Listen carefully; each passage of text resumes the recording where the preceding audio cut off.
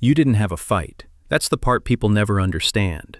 There was no blow-up, no final argument, no dramatic text, no closing speech. You just stopped. The replies got slower. Then they stopped being replies and became things you meant to get to. The group chat kept going without you, and you felt nothing about that except a quiet relief. One day you realized you hadn't spoken to someone in 8 months, and here's the part that surprises even you. You weren't sad. You were lighter. You've done it to friends you've known since school, to people who, on paper, did nothing wrong, to entire versions of your own life. You looked at a relationship that was costing you something and giving you almost nothing back, and instead of having the confrontation, instead of doing the work of repair, you simply closed the account. Quietly, permanently, no notifications sent. And then the verdict comes in, from the people watching from outside. Cold, ruthless. You cut people off too easily. You don't give second chances. Something must be wrong with you to be able to walk away like that. You're a 90s kid. You grew up being told that loyalty meant keeping everyone, that you held on to friends for life, that cutting someone off was a kind of betrayal. And somewhere in your late 20s or 30s, you quietly stopped believing that. Not out of bitterness, out of something that felt much more like arithmetic. Psychology has a name for exactly what you're doing, and it turns out it's not the thing you've been told it is. It's one of the most documented signs of a specific kind of maturity, and it tends to switch on for very specific reasons. The assumption is always that cutting people off is damage, that a person who can end relationships cleanly must have something broken in the part of them that's supposed to hold on, that the ability to walk away without wreckage is itself the symptom. But that read confuses the act with its opposite, the person who can't end anything, who stays in draining friendships out of guilt, who keeps every relationship alive past its expiration out of fear of being the bad guy, who lets people take indefinitely because saying no more feels impossible. That's not the healthy one. That's someone who hasn't yet developed the thing you have. The real question was never why can you cut people off. It's what changed in you that made the math finally start coming out differently.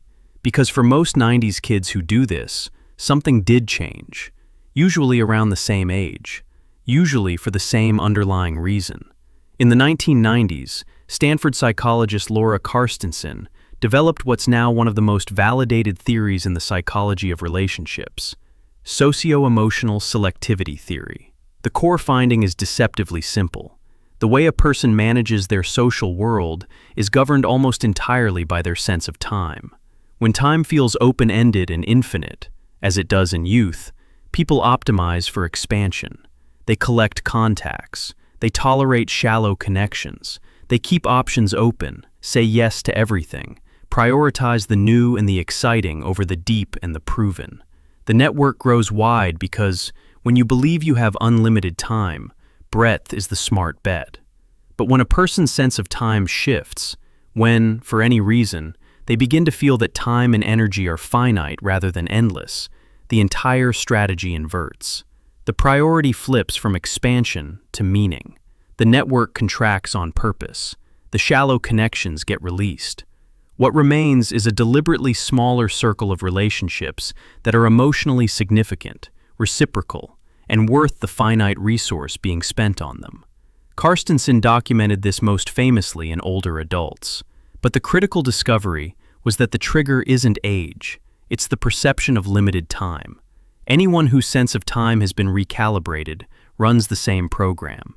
And for an enormous number of 90s kids, that recalibration arrived early and all at once. A pandemic that paused the world in their prime social years. The death of the illusion that the future was guaranteed. The burnout of a generation that did everything it was told and watched the timeline stretch anyway. What looks like cutting everyone off is, in the research, a textbook shift from expansion to selection. You stopped optimizing for more. You started optimizing for real. In 1999, Carstensen, along with Derek Isaacowitz and Susan Charles, published the landmark paper Taking Time Seriously in the journal American Psychologist, the work that established socio-emotional selectivity theory as a dominant framework in lifespan psychology.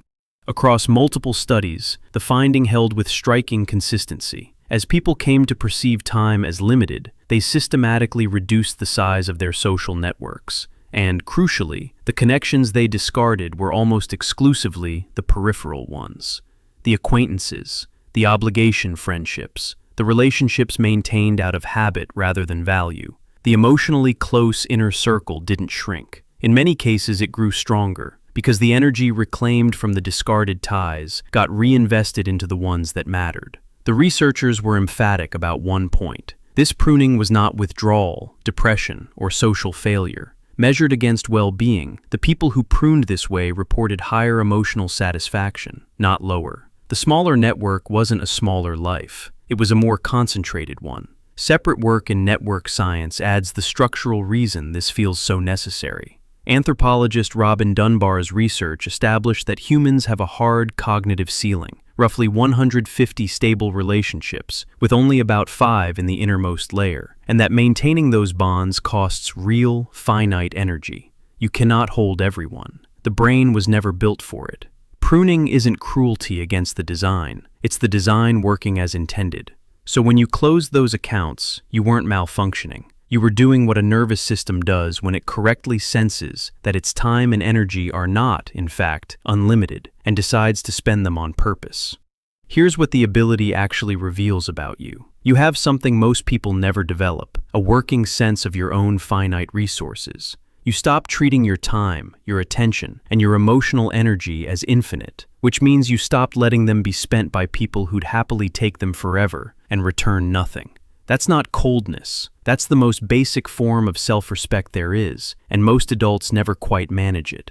You are also, quietly, an extraordinary friend to the people who made the cut. Because the same trait that lets you release the peripheral is the trait that lets you pour everything into the center. The 5 people still inside your circle are not there by accident or inertia. They're there because you chose them, repeatedly, against the easier option of spreading yourself thin across 40 relationships you half felt. The people you keep get the concentrated version of you. That's rarer than they know.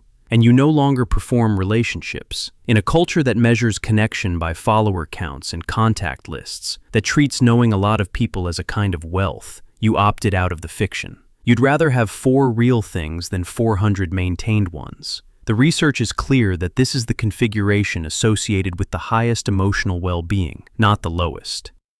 The cost is real. Occasionally you cut where you should have repaired, and some doors close that maybe didn't need to. Worth watching for. But the instinct underneath it isn't damage. It's discernment that arrived early.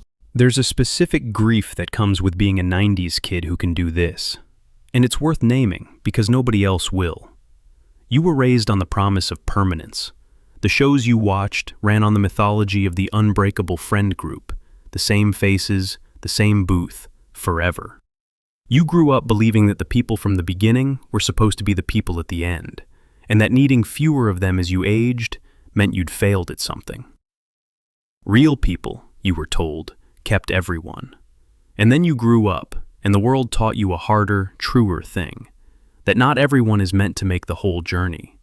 That some people belong to a chapter, and trying to drag them into every chapter after only damages what they were. That the loyalty you were sold, the keep everyone forever kind, was never loyalty at all. It was just an inability to let go, wearing loyalty's clothes. What you call cutting people off, when you're honest about it, is mostly just refusing to pretend. Refusing to keep a relationship animated long after the life went out of it. Refusing to spend a finite life on connections that stopped being connections somewhere back there. That kid who believed everyone was forever wasn't naive. They were just young, operating, correctly for the time, as though time were endless.